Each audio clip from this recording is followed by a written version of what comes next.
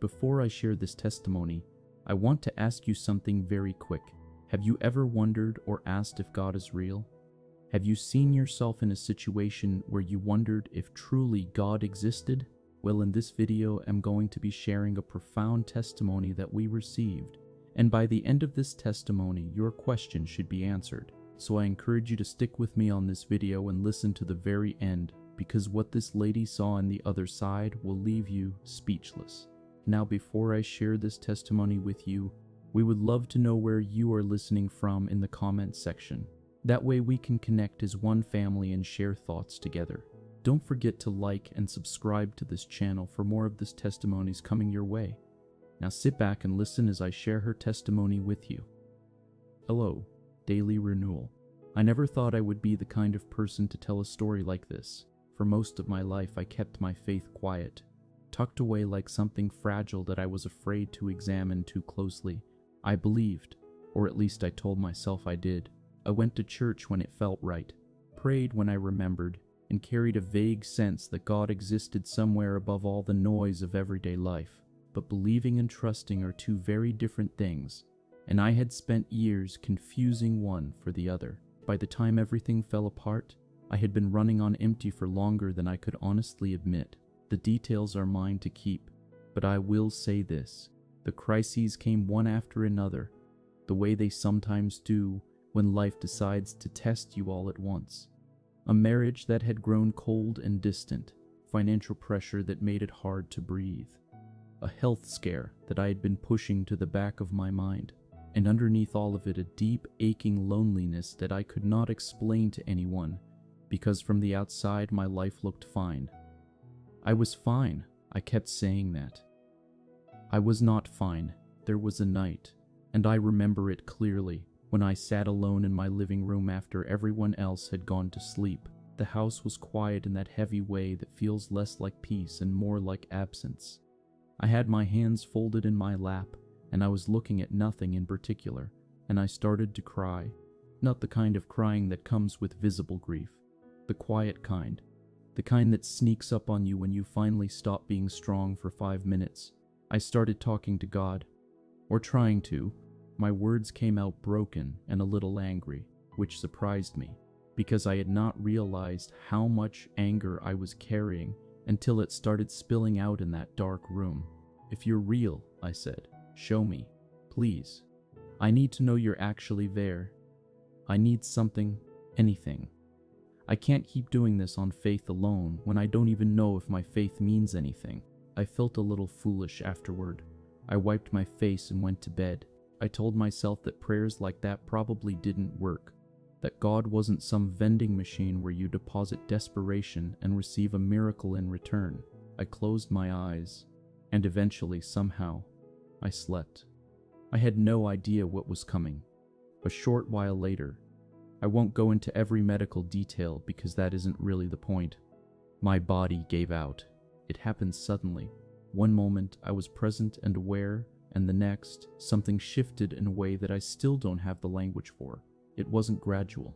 It was like a door closing on one room and opening onto something else entirely. The pain that I had been feeling stopped.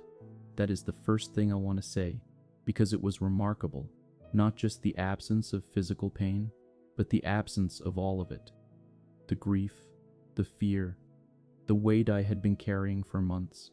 It lifted, not slowly the way moods sometimes shift. It was instantaneous and complete, like being submerged in something warm that washed everything away. I became aware that I was somewhere. I don't know how else to say it. I was somewhere, and it was not the room I had been in before. There was light, but calling it light feels inadequate, because the word light makes you think of lamps or sunlight, or something that simply illuminates a space. This was different. It had a quality to it that I can only describe as living. It moved gently, the way water moves, and it seemed to come from everywhere at once without casting any shadow. And within it there was a warmth that I had never experienced in my entire life on earth. It was the warmth of being known, completely known. Every scar, every secret, every moment I had ever been ashamed of, and loved anyway, deeply, unconditionally, without reservation. I stood there, or existed there, because I'm not even sure I had a body in the conventional sense, and I wept, not from sadness, from relief, from the overwhelming sense that I had been carrying something for a very long time, and I was finally allowed to put it down.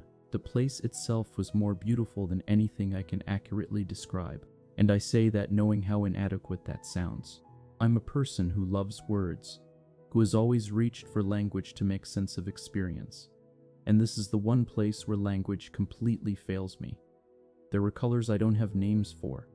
There was a stillness that somehow coexisted with movement, flowers or things that resembled flowers swaying without wind, a landscape that seemed to extend in every direction without ever feeling overwhelming. If I had to choose one word, I would choose alive. Everything there was alive in a way that made everything I had ever known on Earth seem slightly dim by comparison. The way a photograph is dim compared to standing in the actual place. And the peace. I keep coming back to the peace because it was the most prominent thing. Not the quiet kind of peace that you work to achieve through meditation or rest. It was structural. It was the peace of something that has always been and always will be. Peace as a foundation rather than a feeling. I did not want to leave. I became aware of someone approaching, and before I could fully process what was happening, I recognized her. My grandmother. She had passed several years before, and there are no words for what it felt like to see her. To really see her, the way you never quite get to see people when you're both caught up in the everyday business of living. She looked well, more than well. She looked the way people look when they are exactly where they are supposed to be. She didn't say much. We didn't need a long conversation. She held my hands, and I could feel how much she loved me. And somehow in that moment I understood things about her life and mine that I had never been able to articulate when she was alive. She smiled at me with a warmth that I will carry with me for the rest of my days, and I understood that she was at peace. Truly at peace. Not as a phrase people say at funerals, but as a real and permanent reality. That alone would have been enough to change me. But it was not the end. There came a moment when I became aware of a presence, and I want to be careful here, not because I doubt what I experienced, but because I want to honor it rather than reduce it. The closest I can come is this. Imagine every good thing you have ever felt, every moment of genuine love, every experience of beauty, every instant of clarity or grace, gathered into one place, into one being. That is the closest I can get. I knew who it was. He did not speak to me in the way we speak to each other. It was more like understanding arrived in me fully formed, the way you sometimes wake from a dream with the answer to something you had been puzzling over. And what arrived was this: faith grows in trust, not proof. I had spent so much of my life demanding evidence. Show me, prove it, give me something I can hold in my hands. And what I understood in that moment, with a clarity I have never experienced before or since, was that the demand for proof is actually a way of staying in control. It's a way of saying, I will believe when I have no choice but to believe. And that is not faith. Faith is the choice you make before the evidence arrives. Faith is the thing you extend in the darkness before the light comes on. I had asked God for a sign. He had shown me something far beyond what I had asked for, and still, gently without any trace of reproach, he was telling me that signs were never really the point. Trust was the point. Relationship was the point. The willingness to reach towards something you cannot fully see, and to keep reaching, even when it's hard, and even when you're tired, and even when you're sitting alone at night, crying into a quiet house. I see you, is what I felt. I have always seen you. You were never as alone as you believed. The next thing I was aware of was a ceiling. White, fluorescent light, the particular smell of a place that is clean but not warm. Voices I did not recognize. And pain, coming back in stages, the way cold comes back to fingers after you've been inside for a while. I was back. My first coherent thought was that I didn't want to be. Not because life felt wrong, but because what I had just left felt so right. And then almost immediately after that thought, something else settled into me. A steadiness, a knowing. The peace I had felt on the other side had not entirely left. It had followed me back, dimmer but present, like the warmth the coat retains even after you've stepped inside. I lay there and breathed, and I thought about my grandmother, and I thought about light that was alive, and I thought about trust. I thought about all the years I had wasted waiting for proof. Recovery was not instant. My body needed time, and so did my mind, and so did my faith, which had not so much grown as been remade from the ground up.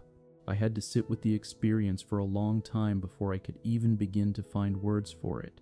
I told a few people close to me, and most of them listened carefully and said very little, which was exactly what I needed. I was not looking to convince anyone of anything. I was still just trying to hold what had happened without dropping it. But slowly, the way things do when they are real, it began to settle into me as truth. Not the kind of truth that needs to be argued for. The kind that simply is. I am a different person than I was before that night in my living room. The crises that had been crushing me did not disappear. Some of them took a long time to resolve, and some of them changed shape rather than ending. But my relationship to them changed entirely. I stopped trying to hold everything alone. I stopped bargaining with God from a position of suspicion. I stopped gripping my faith like something I might lose and started extending it like something I had been given. I began to pray differently. Less demanding, more listening. Less asking for things to change, more asking for the ability to trust through whatever came. And in that shift, quiet and undramatic as it was, everything changed. I share this because I believe there are other people out there sitting in dark rooms at night, asking the same question I asked. If you're real, show me, and I want them to hear this from someone who has been exactly where they are. He is real, the love I encountered. I cannot make you feel it from the outside, and I would never claim that my experience is the only shape that truth takes, but I can tell you that it is unlike anything this world produces. It is older than this world. It has no edges and no conditions. It does not require you to be put together or certain or brave. It is available to you in your most broken, exhausted, faithless moment, which is often exactly when it finds you. You are not forgotten. The thing I want most when I tell this story is for someone to soften their grip, to release a little of the need to have everything proven before they trust. Because from what I experienced, trust is not the consolation prize you accept when you can't get proof. Trust is the thing itself. Thank you for listening to this testimony to this very point. I know this testimony has blessed you. If it has, then you need to do one thing for me. Share it with someone who you love and would love to hear this testimony. Remember, God is real and He loves you. Before you go, please don't forget to give this video a like and also subscribe to this channel for more of this testimonies coming your way. Remain blessed.